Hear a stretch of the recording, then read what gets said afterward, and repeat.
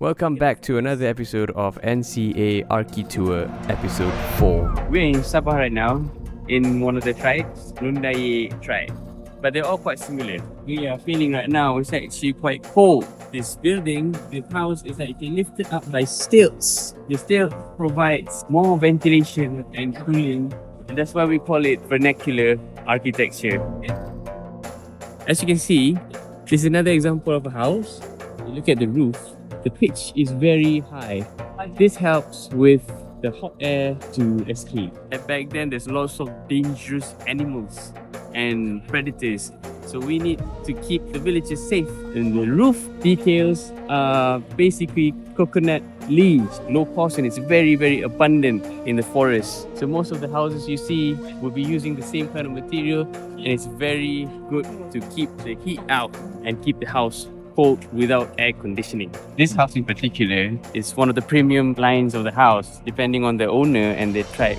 If you're wondering what if it rains, but as you can see, the roof, the overhang is slightly further than a normal house. And if you can see the makeshift railing, it's actually slanted outwards. They don't really have glass windows because they don't mind the fresh air. And see a closer look in the interior design. Here at the entrance, you can see usually these houses will have a set of offerings. So if you're wondering about the structural integrity of how these houses are built, you look at the roof.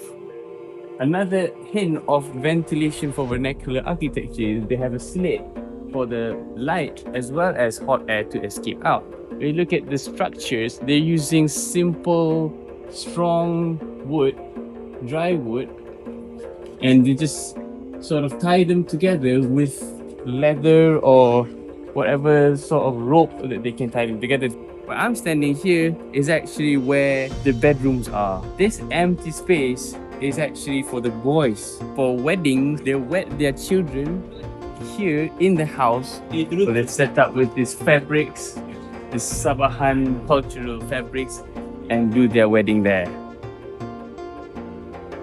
So I'm here in the longhouse. It can actually stretch out basically limitless lengths. The idea is every room is actually for one family, and these are like the lounge spaces for the rooms. You can actually make your own exit at the back or attached to your own house. So it's like an apartment. Look at the steps. It's not the conventional 150mm height. It's a little bit unconventional. So this is roughly about 350mm, ranging from 300 to 400 depending on how high the house is required to be. As long as it works, it gets the job done, and it's practical to them, it doesn't matter to the outside world. So this is the house of the Baja from Philippine people 500 years ago. That one. So this is the long house. So, oh ya Allah. So Farhan, kuih jala. Ni kuih jala ni kat Malaysia pun ada. Sedap. Nak?